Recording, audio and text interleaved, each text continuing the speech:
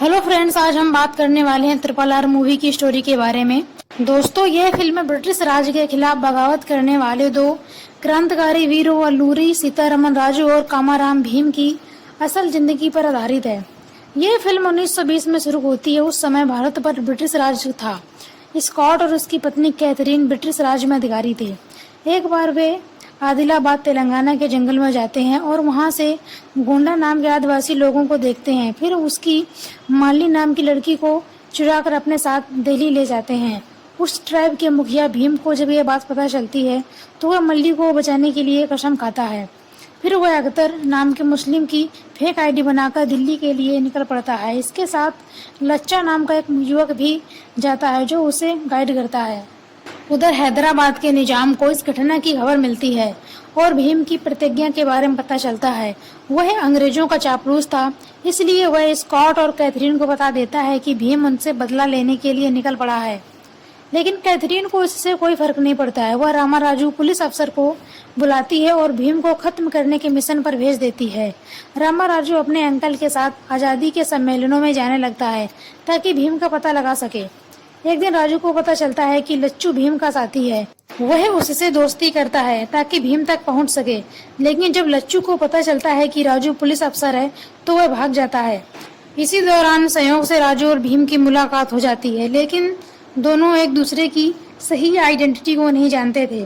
वास्तव में वे दोनों एक ट्रेन हादसे के शिकार एक बच्चे की मदद कर वहीं उनकी मुलाकात होती है जो दोस्ती में बदल जाती है। एक दिन भीम राजू से कहता है कि उसे जेनी पसंद है। जेनी स्कॉट की भतीजी थी। यह सुनकर राजू भीम की मुलाकात जेनी से करा देता है। लेकिन भीम तो जेनी के जरिए स्कॉट के घर पहुंचना चाहता था ताकि मल्ली को छुड़ा सके। एक दिन जेनी भीम को स्कॉट के रेजिडेंस में ले जाती है। भीम चुपके से उस कमरे में पहुंच जाता है जहां मल्ली को बंदी बनाकर रखा गया था। वो उसे छुड़ाकर ले जाने का प्रॉमिस करता है। उधर राजू लच्चू को खोज लेता है, फिर उससे भीम का पता पूछने लगता है। लेकिन लच्चू उसे एक क्रेट नाम के सांप से डसवा देता है और कहता है कि अब तुम बच नहीं सकते, क्योंकि इस सांप के जहर का इलाज कोई गोंड ही कर सकता है। राजू किसी तरह लड़खड़ाता हुआ भीम के पास जाता है और उसे कहता है कि उसे क्रेट नाम के सांप ने डस लिया है। भीम कुछ जड़ी बूटियों लेकर उसे ठीक कर देता है।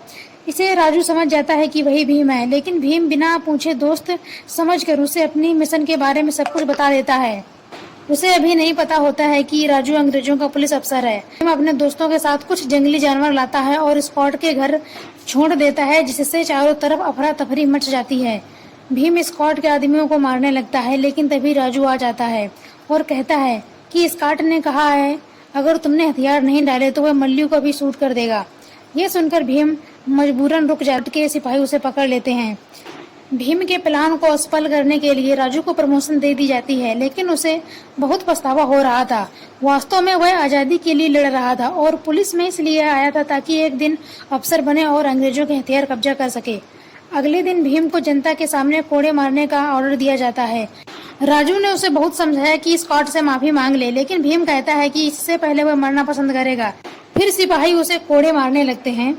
भीम आजादी का गीत गाने लगता है, जिससे वहां पर खड़ी हुई जनता भड़क उठती है और विद्रोह कर देती है। राजू स्कॉट से कहता है कि भीम को चुपचाप एक जगह पर ले जाकर गोली मार देते हैं, लेकिन ये भीम को बचाने का प्लान था।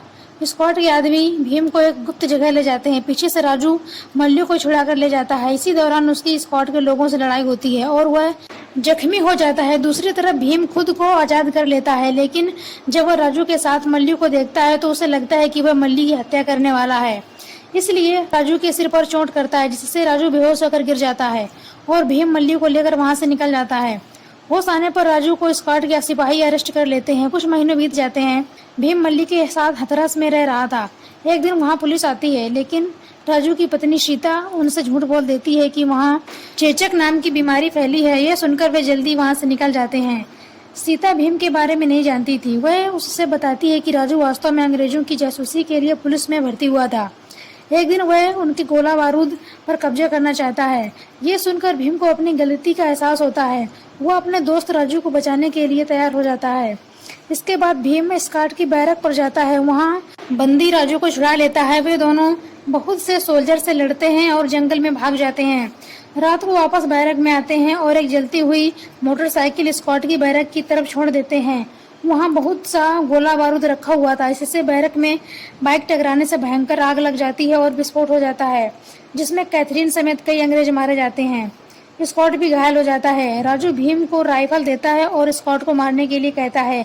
स्कॉट गिड़गिड़ाता है लेकिन भीम उसे गोली से मार देता है। राजू इनाम के तौर पर भीम से कुछ मांगने को कहता है। भीम कहता है कि उसकी ट्राइब को एजुकेशन दी जाए। राजू इसके लिए तैयार हो जाता है और यहीं पर यह फिल्म समाप्त हो जाती है। इस फिल्म में आज़ादी की कहानी को दिखाया गया है। 95 ऑस्कर अवार्ड में RRR पहली बार ओरिजिनल भारतीय फिल्म बन गई है, जिसका original song Naatu Naatu song की कैटेगरी में ऑस्कर जीतकर इतिहास रच दिया है। इस फिल्म को SS राजामौली ने डायरेक्ट किया है, जो बाहुबली के डायरेक्टर भी थे। इस फिल्म में जूनियर NTR और रामचंद्र तेजा मुख्य भूमिका में नजर आए हैं। वहीं अजय देवगन, आलिया भट्ट फिल्म के कैमियो रोल में नजर आए हैं।